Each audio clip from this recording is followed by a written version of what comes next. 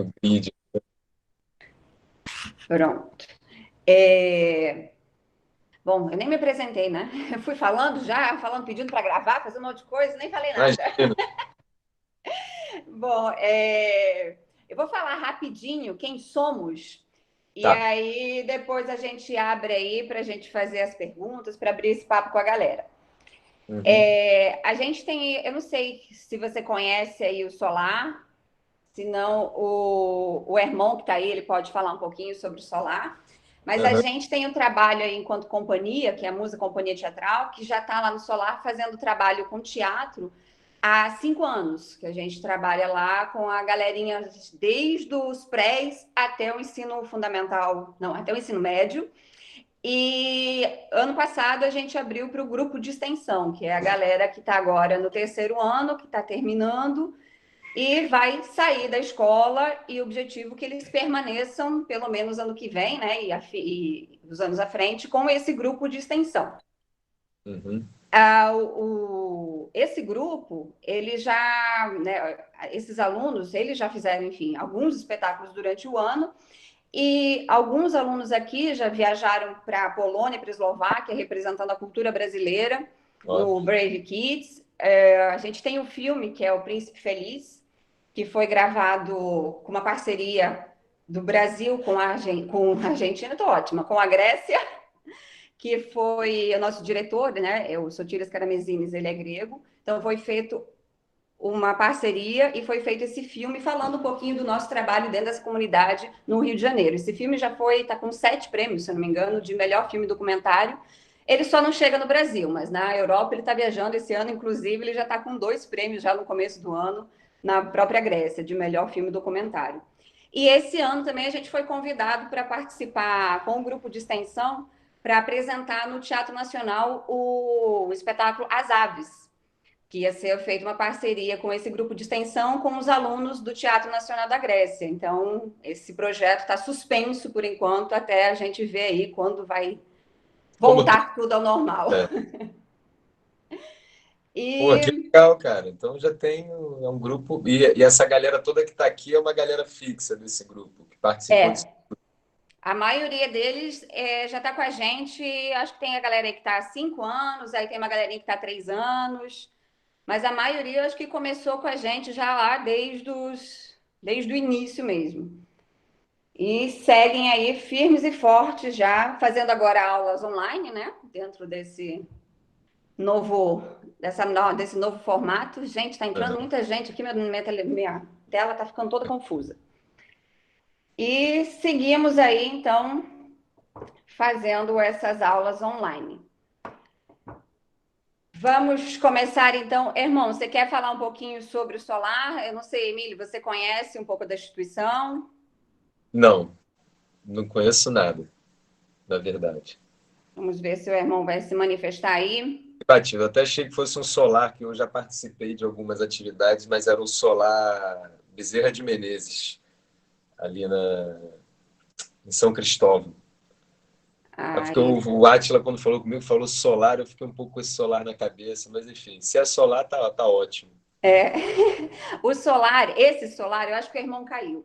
Esse solar, ele fica na comunidade Pavãozinho, ali no comecinho, né? Aí é uma instituição que já está, se eu não me engano, há 25 anos. Se alguém souber a data exata, enfim, mas é por aí. Acho que é 25 anos.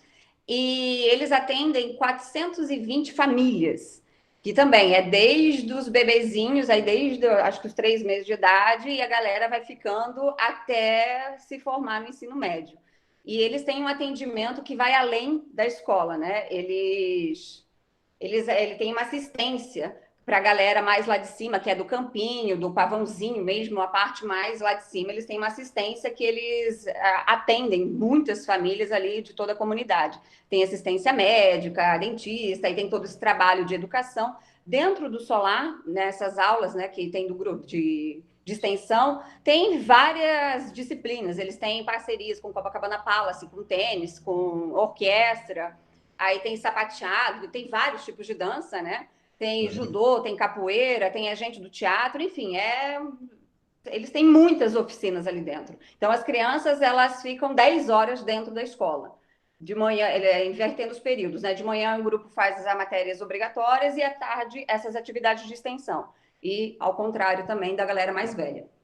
Pô, É muito uma legal. escola incrível. Completona, né? Completamente, gente. É maravilhosa. É bom, acho que o irmão entrou aí. Irmão, se eu esqueci de alguma coisa, você me corrige aí. Mas vamos lá, vamos começar então. Os nossos alunos foram mandando algumas questões para a gente vai fazendo essas perguntas para você e depois a gente vai abrir para eles conversarem mesmo com você aí. Uhum. Calma. Gente, se eu parar aqui é porque está entrando gente, eu fico completamente perdida. Você teve sempre uma veia artística, que começou com os desenhos, com pinturas, depois você foi despertando para esse lado musical, aí veio a atuação em televisão, cinema, teatro.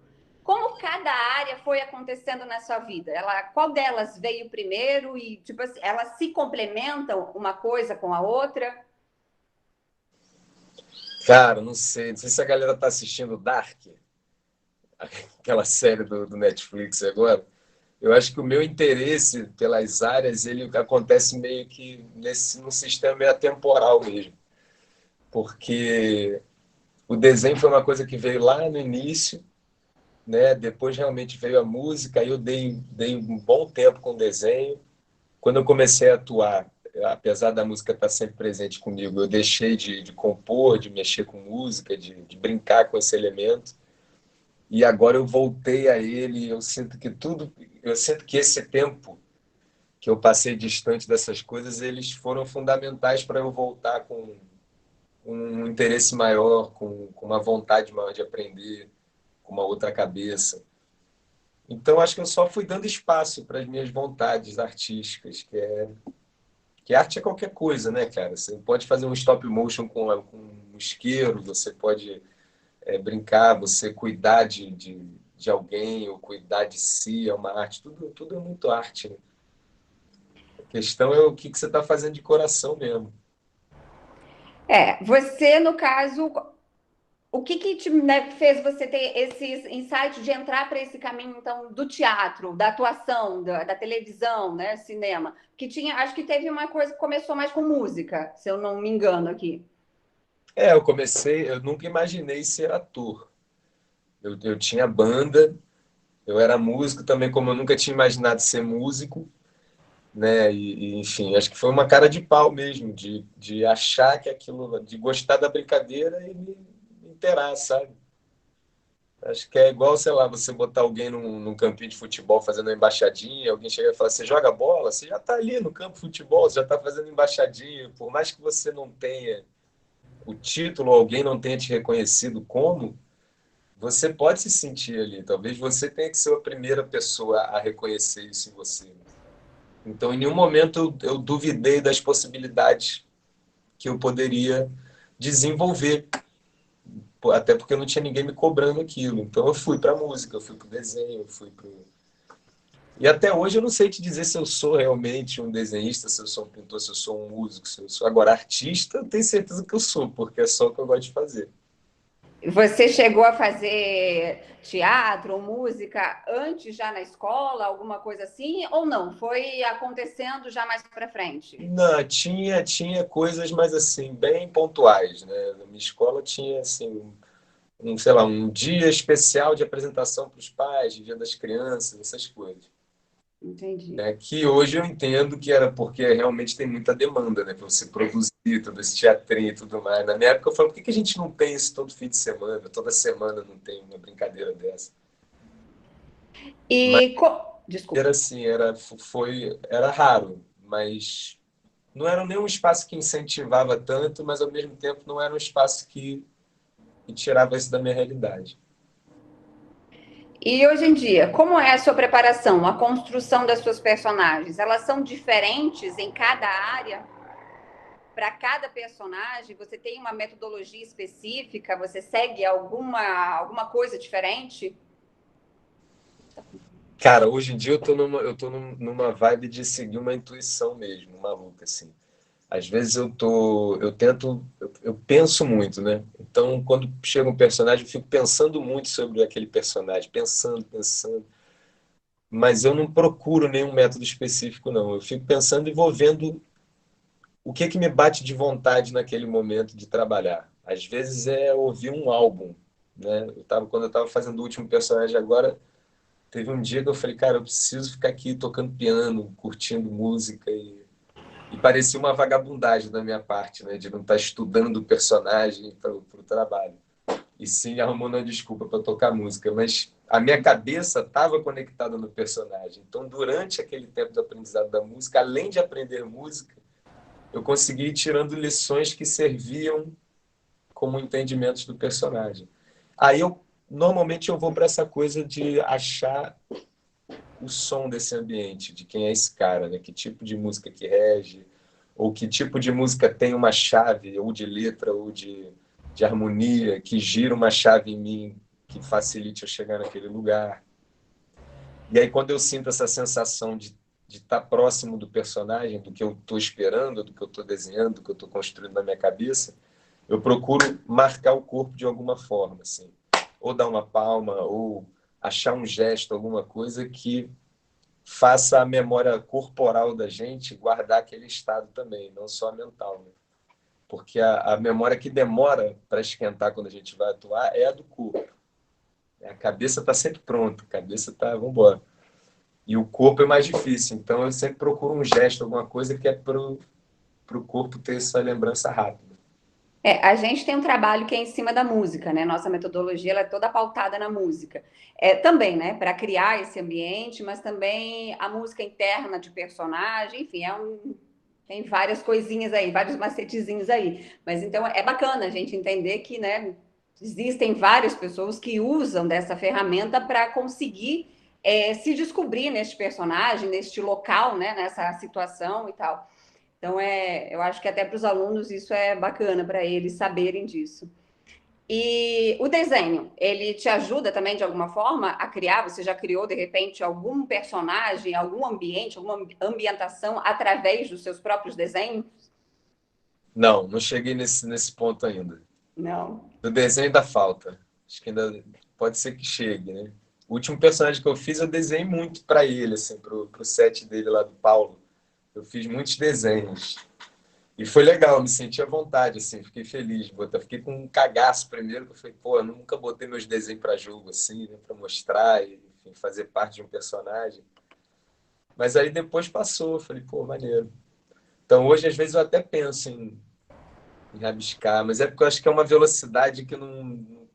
Pro desenho demora, sabe? A música é mais rápido, a música você consegue mudar de vibe. O desenho, se você já se dedicou a transformar um detalhe ali, aí aquilo leva tempo. E aí, se você quiser mudar de onda, é difícil. Muito mais tempo mesmo, né? É. Falando de questões de velocidade, os tempos para você preparar um personagem, para você gravar, enfim, para você vivenciar esse personagem, eles são diferentes em cada área, né? Televisão é uma coisa, acredito eu, muito mais corrida. O cinema você tem já uma coisa mais tranquila. O teatro, então, né, tem todo esse tempo de meses de ensaio. Você tem alguma coisa que faz para, sei lá, o botão de liga e desliga para cada área, que você consiga alguma ferramenta, alguma coisa que você fala, não, isso aqui me ajuda para o teatro, isso para a televisão, isso para o cinema. Eu acho que o que sempre ajuda a gente é romper as expectativas. Então, você tem sempre que entender em qual área você está, né? O teatro, você rapidamente cria esse botão de liga e desliga, porque quando você entra para jogar, você vê que se você não tiver ali, não vai funcionar, você vai sair frustrado, a plateia não vai entender o que você quis dizer. E, ao contrário, se você está totalmente ali, está sabendo que jogo que você está fazendo, que uma sessão de teatro é isso, né? Você fazer algo que funcione com a plateia, que devolve e faz funcionar em você, e você fica nesse ping-pong o tempo todo. Então, para curtir esse jogo, você acaba inconscientemente criando um liga e desliga, né? De você ter o texto na cabeça, ter a história e aí depois ficar brincando com as velocidades, com as intenções, né? Num dia que está um pouco mais, a plateia está um pouco mais fria, você conseguir, sem transformar a história, transformar a vibe daquilo, para trazer aquela plateia para funcionar junto. Então é um jogo muito mecânico ali. A TV, você não sabe o que vai ser. É um personagem que eles só te dão os 3 primeiros degraus, né? E depois não se sabe. Não se sabe se você vai engravidar alguém, se você vai morrer, se você vai matar, se você vai ser bandido. Você tem que estar muito aberto para esse jogo. Mas, de alguma forma, é parecido com o jogo do teatro. Porque você faz uma pré-preparação, né? A gente grava, sei lá, 20 e poucos capítulos, né? Os primeiros, até sair. Quando a novela estreia, normalmente tem isso, uns 20 e poucos de frente, 30 capítulos de frente. Então, até esses 30, você teve que fazer tudo sem ter como um cinema, né? Como alguém que vai lá e grava uma história do início ao fim e você não sabe o que vai ser daquilo. Então, é quase que esses 30 capítulos é cinema e depois é meio teatro, porque você depende do que o público achou, mas você também tem uma liberdade para testar coisas, né? Eu uso muito novela assim, para testar uma coisa que, pô, se ficar legal, fica. Tem coisas que eu boto no personagem, aparece numa cena e na outra eu já vi que não funcionou, eu já tiro. Mas que coisas agora? Fiquei curiosa. Agora, curiosidade de Sheila. Que coisas que você testa? Coisas assim, de repente, por exemplo, o Pedro em Além do Tempo era um personagem que passava 2 vidas, né? Vivia os karmas. A novela começava num tempo remoto, lá em 1800 e pouco, e depois vinha para cá. E falava dessa coisa espírita, do karma. Então eu fiquei pensando, eu falei, cara, de repente eu podia fazer um tique nervoso, alguma coisa, que ele levasse de uma vida para outra. E isso não estava lá no texto. Eu falei, bom, vou experimentar. E aí eu fui indo aos pouquinhos, fui botando um tique aqui, outro ali. E aí eu vi que estava deixando as pessoas meio confusas. Tinha alguns amigos que falaram, cara, você tá com um tique esquisito. Eu falei, não, mas é isso mesmo. E foi rolando, sabe? Mas assim, por exemplo, eu tentei um tique de braço, uma coisa que eu vi que não funcionava na tela, porque não dava o detalhe da mão o tempo todo. Né? Tava tudo mais no rosto. Então eu mudei essa da mão para o rosto durante o processo e fui nessa brincadeira. E você tem essa liberdade com os diretores, tanto de teatro, TV e cinema, para criar e eles depois irem lapidando isso, ou eles chegam e te dão esses personagens mais construídos? Olha, comigo nunca aconteceu de eu ter nenhum tipo de reclamação. Eu costumo dar muito pitaco, eu costumo ser muito entrão, porque eu gosto de criar, é meu prazer mesmo de artista é brincar de construir aquilo, de botar detalhe, enfim, de ficar enfeitando. Mas eu sempre, assim, sempre procurei entender todas as regras primeiro, porque o que não for aquelas regras ali é a minha liberdade.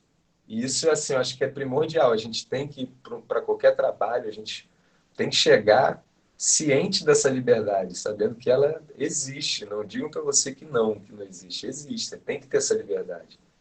Agora, qual é o tamanho dela, né? E como é que você vai conseguir inserir ela no trabalho, aí são outros 500. Vamos entrar aí no Cazuza. De 2013 a 2015, você interpretou o Cazuza. Você recebeu alguns prêmios de melhor ator, como o Prêmio da Arte Qualidade Brasil, o Prêmio Sans Gran Rio, o Prêmio Bibi Ferreira, além de outras indicações. A Júlia, a nossa aluna aí, ela vai começar fazendo perguntas sobre este espetáculo. Sim, senhora. Vamos Vamos lá, nós. Julinha. Ah, oi, tudo bom? Eu sou a Júlia. Eu vou ler a minha pergunta aqui no papel, tá? Porque eu tô um pouco nervosa. Tudo bem. Enfim, é, Calminha. então, é, eu tenho 17 anos e eu faço o teatro no Solar, e no Musa há 3 anos. Eu queria saber como foi a preparação para o personagem no musical do Cazuza. Eu também queria saber se você teve contato com os familiares e amigos dele para aprofundar o personagem. Eu fiz essa pergunta porque o Cazuza é um personagem, uma pessoa real, né? E ele tinha muitos fãs. E para mim a maior dificuldade de interpretar uma pessoa real é fazer o telespectador olhar e sentir o personagem você mesmo. E aí eu queria saber como que foi tudo. Cara, foi louco porque eu me dei conta disso que você está falando depois de ter aceitado. Ai, meu Deus. Na real, eu pensei assim, que eu tava, apareceu o Cazuza, né? Bom, respondendo essa pergunta, o que eu me preparei para o teste foi,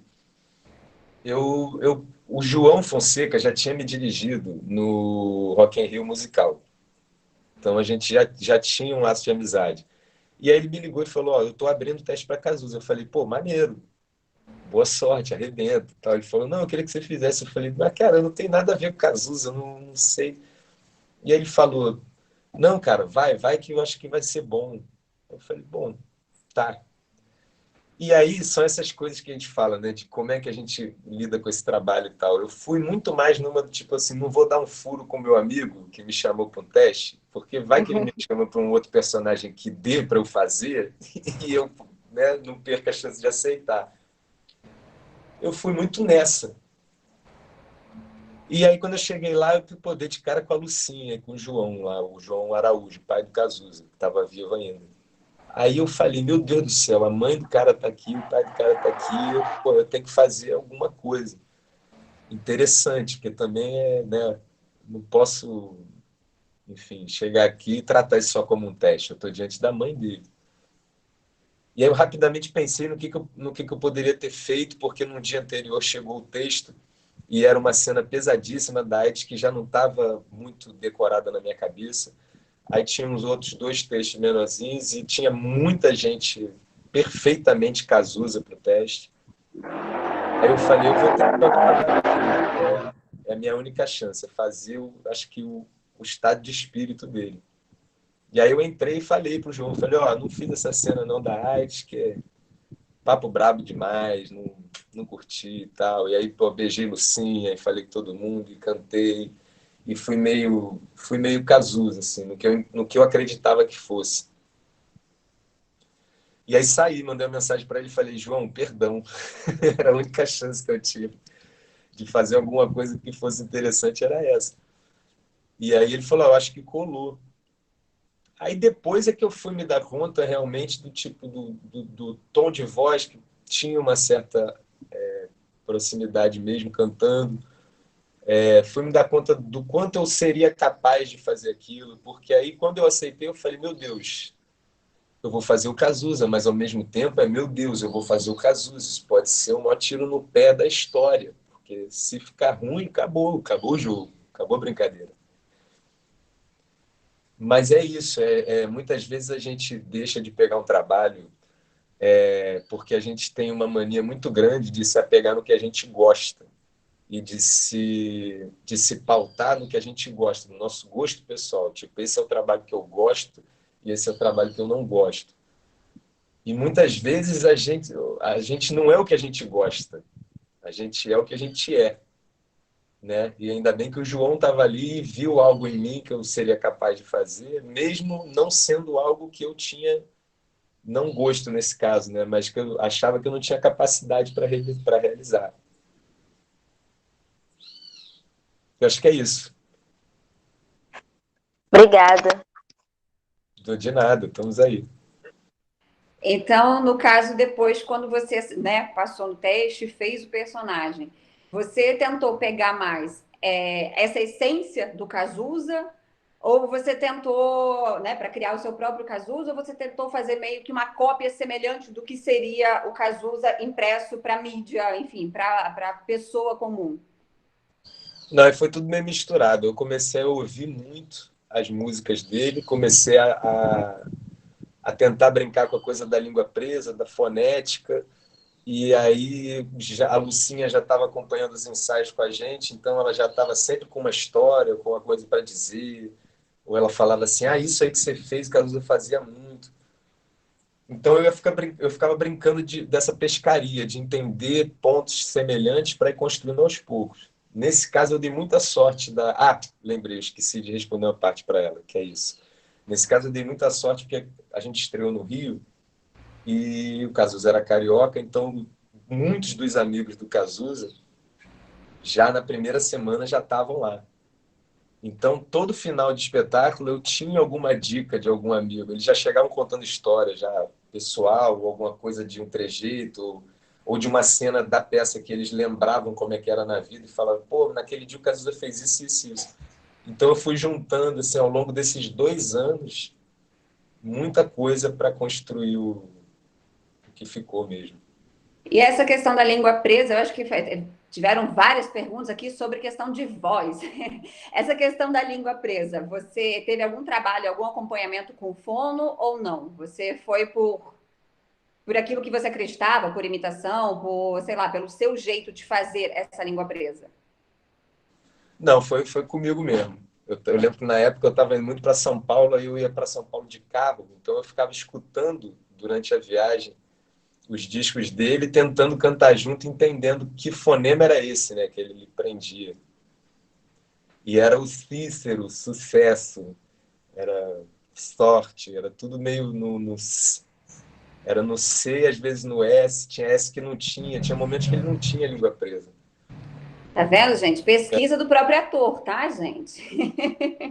Era onda de Vamos brincar parar com de ser o cômodos. tom, né? Que eu vi que o tom dele era sempre um pouco mais alto que o meu. Então ele ficava o tempo todo flutuando, mais no nariz, mais anasalado, mais em cima. E aí ficava assim, pirando em casa. E no seu ponto de vista, quais são as maiores diferenças entre a criação de um espetáculo teatral para um espetáculo musical? Não sei. Eu fiz três no teatro, eu fiz 4 espetáculos musicais e só um não musical.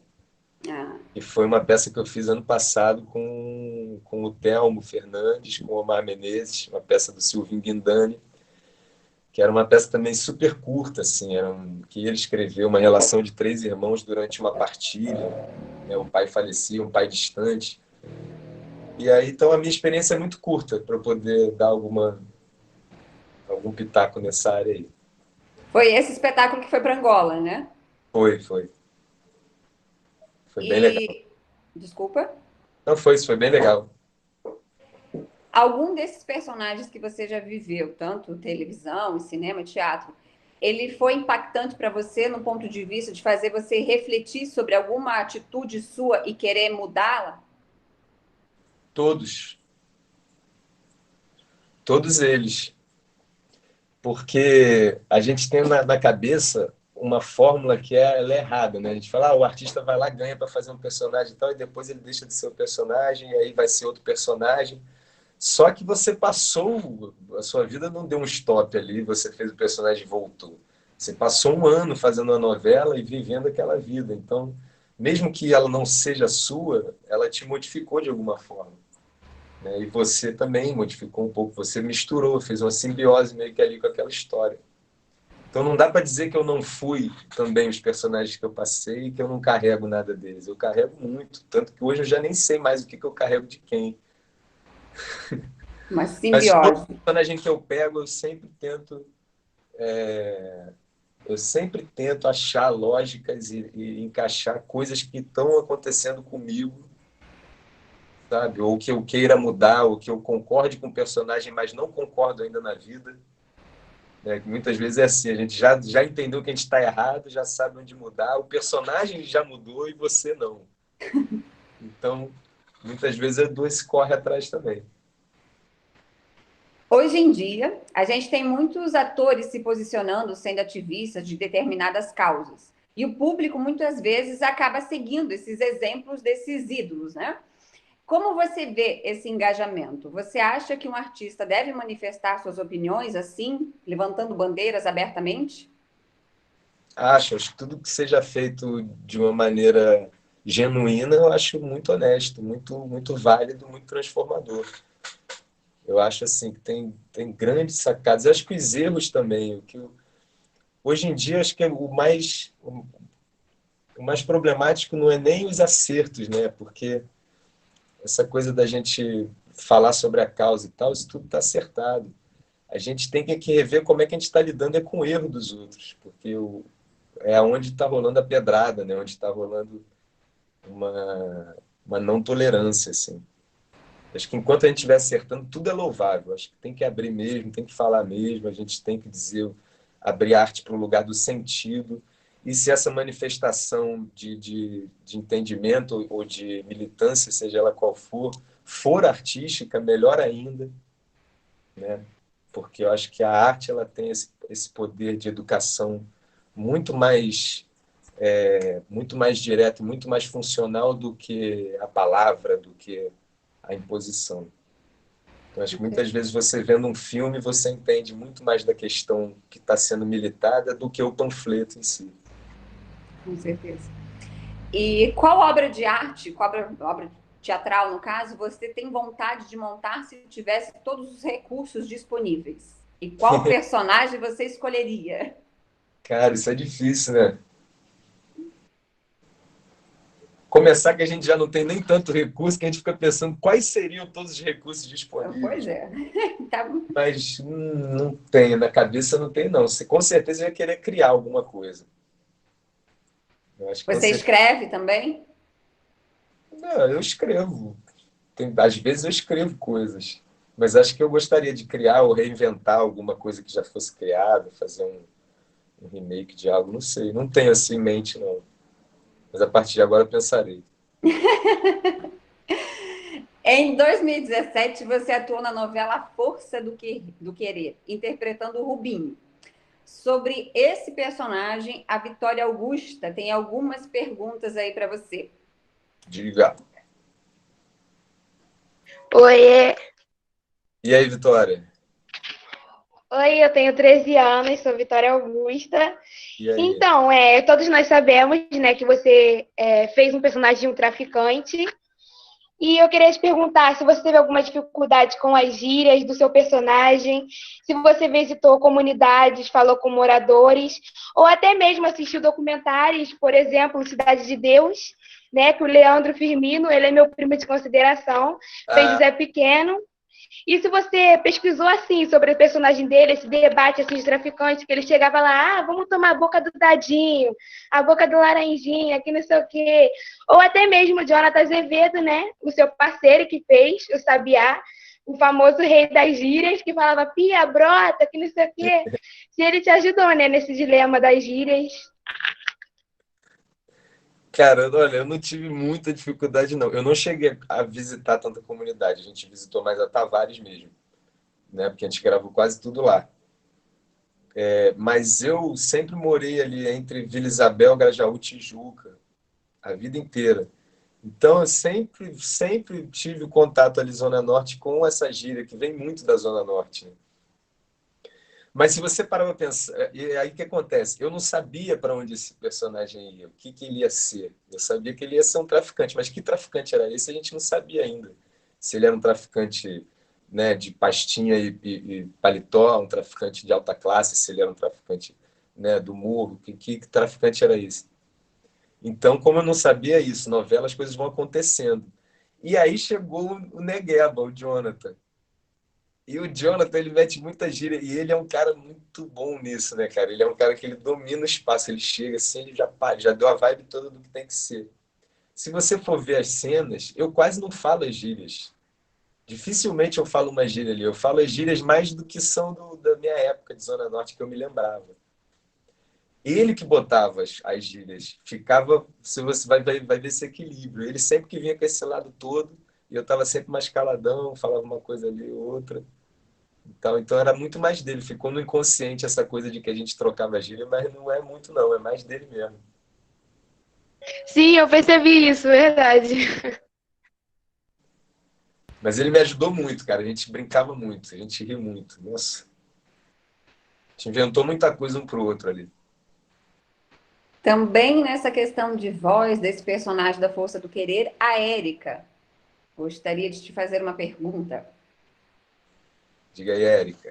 E meu nome é Érica, eu tenho 18 anos, eu faço teatro há 10 e com música eu faço há 4. Eu tenho uma curiosidade na questão de voz do seu trabalho, porque no teatro, às vezes, a gente acaba fazendo mais de um personagem para o espetáculo. E acredito que se a gente conseguisse ter o domínio da criação de vozes diferentes, poderia ajudar nessa composição. E aí, na novela Segundo o Sol, você fez um baiano com um sotaque bastante forte, né, presente. E na novela Força do Querer, você faz um carioca que ao longo do tempo, como a Vitória Augusta falou, adere vários tipos de gírias que a gente costuma falar. E eu queria saber como você faz para deixar esses sotaques tão naturais, se tem algum treinamento ou tática. Não, acho que é você ser chato mesmo. É você gostar exaustivamente de brincar disso. Eu, por exemplo, eu e Fabiola, a gente é muito boboca nesse sentido. A gente pegava o sotaque aqui de baiano, a gente passava o dia inteiro falando baianês. O dia inteiro. Era um provocando o outro. Porque era gostoso brincar, era um sotaque legal de falar. A gente tem, sim, sempre muito acompanhamento, né? Toda vez que vai ter uma novela, nesse a gente teve a Iris, que acompanhou a gente com sotaque, trazia muita coisa. Mas eu acho que é mais isso, é meio que uma cara de pau para você fazer. E teve uma época que eu fiz um curso de dublagem com o Alexandre Moreno, que ele faz bastante coisa de dublagem, um cara bem legal. E eu tinha essa curiosidade de querer brincar com a voz, modular a voz para mudar em personagem e tal. E ele falou que a voz, ela não é o primeiro passo, não é modular a voz. Você acha o personagem, acha todo aquele processo e a voz, naturalmente, ela vai indo para algum lugar. Depois que você vê que ela saiu da tua, é que você começa a brincar com algumas coisas. Eu sempre fui um péssimo exemplo para a voz. Eu sempre fumei muito, nunca cuidei da voz, sempre tomei gelado pra caramba. Café também quente, então não tive esse cuidado. Não, não acho que eu tenha agido certo, porque hoje em dia tem muita coisa que eu já não alcanço mais, que eu acho que eu perdi. Mas, por outro lado, eu ganhei muita coisa também com esse outro entendimento. Eu acho que o que mais atrapalha a voz é o estresse. O que mais ajuda a voz é o relaxamento. Né? Porque voz é músculo. Se você está estressado, está retesado, já era. É um básico. É você fazer o que te relaxa para a voz rolar bem. Obrigada. De nada, parabéns. É engraçado você falar isso, né? Porque a maioria das coisas aqui tiveram vários alunos falando exatamente sobre isso, sobre questões suas de voz, tanto do Cazuza, né? Que foi essa questão que ficou muito marcante, que foi a questão da voz. Aí a questão do baiano, do sotaque do baiano, a questão do sotaque carioca, né, das gírias, essas coisas todas. Acho que elas pegaram essa outra essência mesmo, né, dessa questão de voz, por mais que você ache que isso foi sempre um problema. Eu sempre fui uma criança meio papagaio. A televisão ficava em casa ligada e eu ficava imitando tudo, sabe? Entrava um comercial, eu já sabia o comercial, eu queria fazer igualzinho. Então, talvez tenha vindo daí, uma coisa mais de criança mesmo, de gostar de brincar disso. Bom, vamos lá. A Globo fez a refilmagem em formato de série do primeiro longa do Domingos de Oliveira, Todas as Mulheres do Mundo, de 1966, com Paulo José e Leila Diniz. Como é fazer parte de uma obra do Domingos e qual a relevância de falar de um tema desses no momento como a gente está agora? Olha, não é necessariamente uma obra do Domingos, porque, infelizmente, a gente precisava de um carimbo dele. É uma adaptação, né? Do Jorge e da Janaína. Mas, de qualquer maneira, assim, é uma obra que eu acho que, se ele tivesse aqui, obviamente, ele estaria carimbando embaixo e seria, de alguma forma, dele.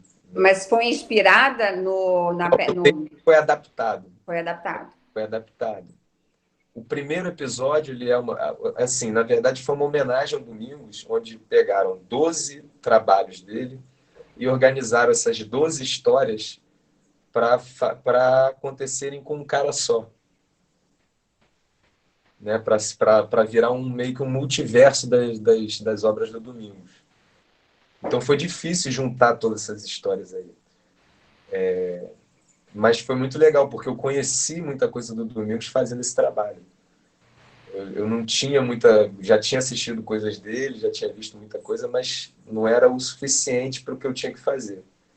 Então fui atrás do Domingos, conheci o Paulo José, sabe? Visitei ele, foi uma barata, a gente viu o filme junto, aprendi muita coisa ali com ele.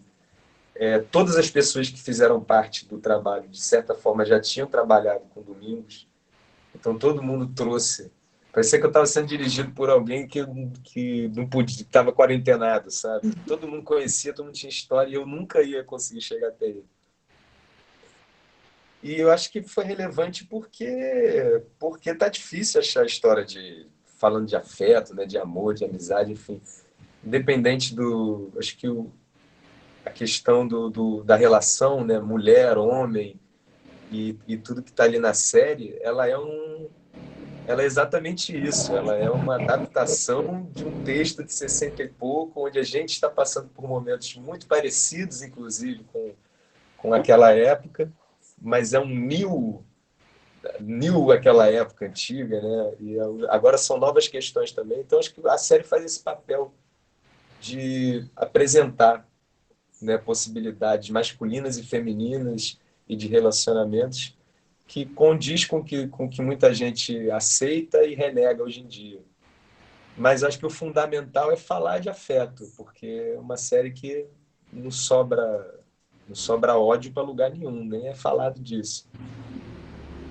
Acho que nesse ponto é fundamental hoje em dia a gente dar valor ao que vier com essa temática. Com certeza. Samira, você está aí? Oi. Está. Fala, Vamos. Samira. Oi, boa tarde. Meu nome é Samira, eu tenho 17 anos. Faz 13 anos que eu faço aula de teatro com Musa. 13 não, 3. Eu queria saber, para você, porque assim, minha relação com o teatro não é muito sólida, né? E eu ainda não sei como vai ser daqui para frente. Eu ainda quero estar tendo contato com o teatro. E eu queria saber para você como é que foi, quando foi que você decidiu que queria viver dessa arte e qual é a sua visão do mercado, considerando a situação.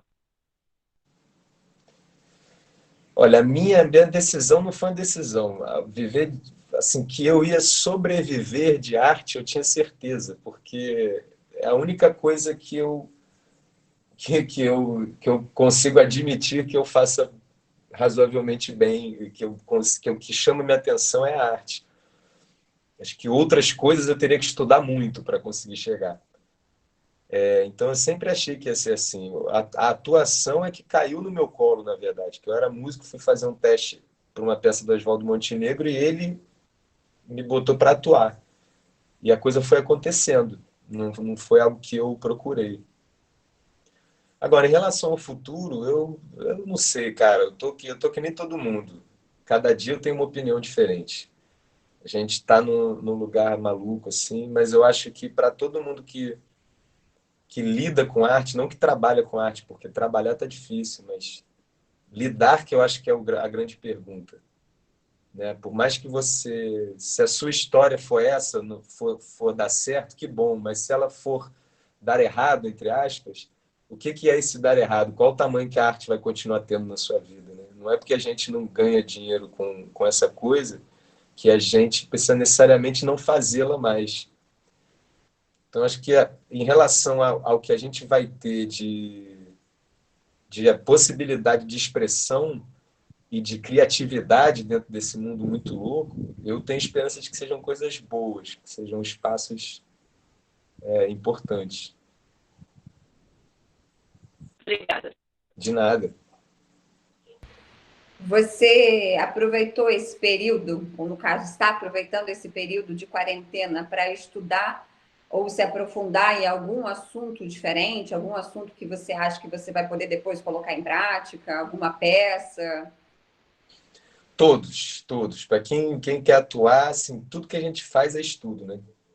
A melhor coisa da gente escolher ser ator é porque a gente está estudando 24 horas por dia, sem dúvida nenhuma. Qualquer lugar que você olha, se você olhou um sol entrando diferente numa janela, você está entendendo de luz, de posição de câmera, do que é um claro, um escuro, enfim, de um cenário.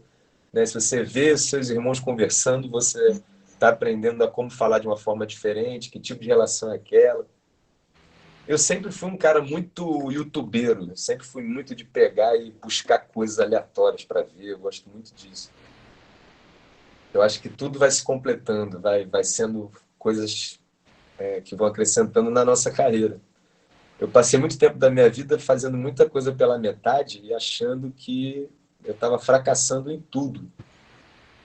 Porque, sei lá, quando eu estava com os meus 20 e poucos, eu falava, caraca, eu sei tocar metade de violão, eu sei tocar metade de um saxofone, eu sei tocar metade de uma gaita, eu sei... eu sei ler metade de uma partitura, tudo pelo meio, cara, que merda.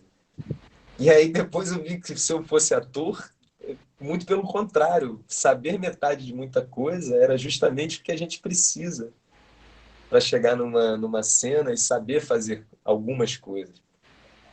Então eu fiquei feliz e me empolguei em aprender mais metade. Então agora eu tô estudando a outra metade que falta da música, né, que é a parte teórica. Dei um bom intensivão no cuidado da horta, que eu tenho uma horta aqui em casa, então está sendo muito legal ver, né, esses experimentos acontecendo, você plantar e fazer parte do nascimento daquilo ali, da sua própria comida, se alimentar, devolver aquilo para o solo. É uma experiência bem maneira. E música pra caramba, série pra caramba. Você tem algum projeto em especial que você está fazendo agora nesse período de quarentena? Não, a gente vai começar a gravar por agora uma série para a quarentena, mas ainda não tem nada certo do que é. Né? A gente ainda tá vendo o que vai ser. E tem planos para depois da quarentena, mas como a quarentena não tem data fim, a gente está aí. Então, agora, bom, já vamos abrir aí para o restante da galera. Se alguém quiser fazer alguma pergunta, vamos ligar o microfone. Um de cada vez, ordenadamente. Enquanto isso, você teria alguma mensagem, tem alguma coisa que você queira falar para esses alunos? Eu acho que deixa fluir, sabe? Transforme tudo que a gente vai sentindo. É o momento que a gente vira uma bombinha dentro de casa, que a gente vai estar sentindo milhões de coisas ao mesmo tempo. Mas todo sentimento que vier, tanto os bons quanto os ruins, eles podem ser transmutados em algo criativo, em algum tipo de arte, em alguma coisa que possa, se não ressignificar, possa ao menos ampliar a sua gama de interpretações. A gente é muito bom em fazer isso. E aí, galerinha? Oi, de novo, eu tenho outra pergunta. Diga, Érica. Sobre a sua transição da música para atuação. Eu queria saber se teve essa transição, se você conseguiu conciliar as duas coisas e se uma ajuda a outra. Uma ajuda a outra sempre. E essa transição, ela não existe nunca, assim. Não existe o dia, sabe? Então é difícil para a gente falar que existiu uma transição. A música me levou até um lugar onde a atuação entrou. A partir daí, a atuação virou o lugar que me dá subsistência. Mas a música, ao mesmo tempo, é um fator fundamental para eu construir o que eu entrego na atuação. Então, eu acho que nunca rolou uma cisão, nunca teve essa separação, não. Tá bom, obrigada de novo. Nada. A Ana Lara. Ana Lara, você está aí? Ela está me mandando mensagem por aqui pelo celular. Não sei se ela conseguiu entrar. Acho que não. E aí, gente, vamos finalizar. Vocês têm alguma pergunta para fazer? Cadê essa galera? Nem vi. Tia, então, não é pergunta, só queria falar que, pô, cara, tamo junto, tu atua muito bem. Valeu, Vitória. E tu tá há quanto tempo aí no projeto? 4 anos. Eu fiz o Príncipe Feliz, né? Eu fui a Andorinha. Pô, foi muito legal. Eu e a Guta também tá aí. Muito bom. Mas vocês viajaram com o filme, não? Quê? Vocês chegaram a viajar? Foram para algum festival com o filme? Vocês, não? Não, então, estamos cobrando dos professores, né? Porque até agora a gente não viu o filme. Eu quero ver. Vocês não viram ainda? Não. Mas ó, isso é uma coisa muito normal, viu? A gente, quando faz o filme aqui, às vezes leva uns 2 anos pra gente ver. Aham. O primeiro filme que eu fiz, foi o primeiro, não, foi o segundo. O segundo filme que eu fiz foi isso. Levou quase 2 anos e meio para ver o que eu tinha feito. Foi muito angustiante. O problema é que o filme ele tá só na Europa. Ele chegou a vir para América do Sul, né? Acho que ele chegou para Argentina, se eu não me engano. Colômbia. Colômbia. Acho que a Argentina também. Bota no HD aí pra molecada ver. Sempre tem um HD. O O problema é que eles estavam segurando o filme porque eles estavam tentando colocar ele no festival aqui no Brasil. Então, estava nessa... Tem Tava isso, tem isso. esperando, né? É. Guta, eu te interrompi aí. Você quer falar? Guta, Maria Augusta. Qual Guta? Não, eu só ia. Não, não, eu falei que o nosso já faz 3. Então, assim, 2 tá ótimo, tá Tá incrível. ótimo, é. Ah, Mas é isso aí, coitados. demora.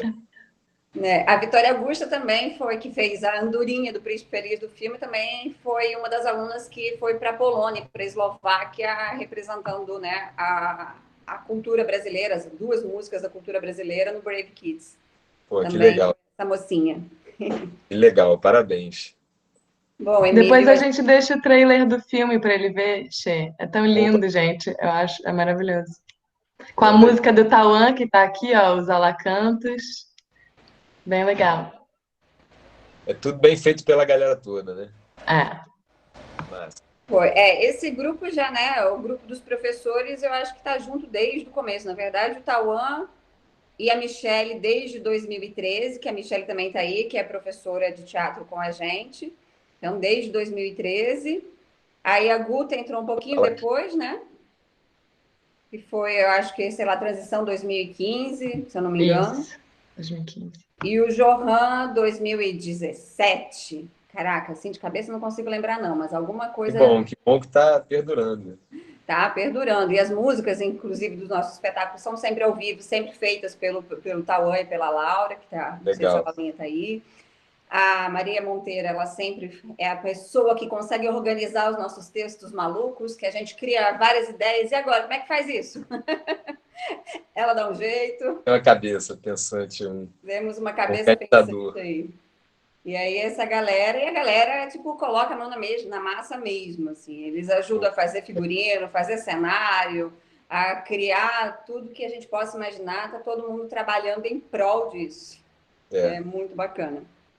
A Maria Augusta colocou aí o link do teaser. Gente, olha, foi um prazer imenso. Adorei bater papo com vocês aqui. Eu adoro bater papo com a galera que tá começando, porque eu acho que sempre a gente aprende muito também, sabe? Dos pontos de vista. Muitas vezes, quando eu fui lá para Angola, eu bati papo com uma galerinha de lá que estava estudando teatro também. E você vê o que move, o que motiva o pessoal hoje em dia, né? É tão diferente da época que a gente começou, né? Que a pessoa queria ser famosa. E é tão menos, quer dizer, o trabalho do artista é tão mais do que isso, né? É um outro lugar. Então dá muito gosto ver a galera ralando, fazendo, participando, todo mundo junto, buscando um ideal aí, com o pé no chão, mas sem deixar de sonhar mesmo. A gente que te agradece imensamente por você ter disponibilizado seu tempo aí, tá disponível para conversar com a gente, com essa galera toda aí que estava, eu acho que foi muito bacana, assim, eles estão tendo esse contato, que eles estão vendo, em vez da gente ficar palestrando sobre como funciona o trabalho de um ator, do figurinista, do maquiador, a gente está trazendo essas pessoas, né, que estão no mercado, que estão trabalhando, para conversar com eles exatamente sobre isso, assim, como funciona cada área. Então, né, eu acho que é neste momento, que é o que nos resta, é uma tela de computador para fazer, né, para ter aula, eu acho que é uma forma de se tornar uma aula muito mais produtiva. É mais uma forma de criar também, né, para criar coisas aí com essas telinhas separadas, dá para fazer muita coisa. Sim, com certeza. Muito obrigada, Emílio. Obrigado a vocês. Obrigadão. Qualquer coisa, a gente é só chamar que estamos aí. Tá joia, obrigadão. Valeu, beijo para todos. Obrigada. Tchau, gente. Tchau! Tchau, Tchau, gente. Tchau, Sheila. Tchau, gente.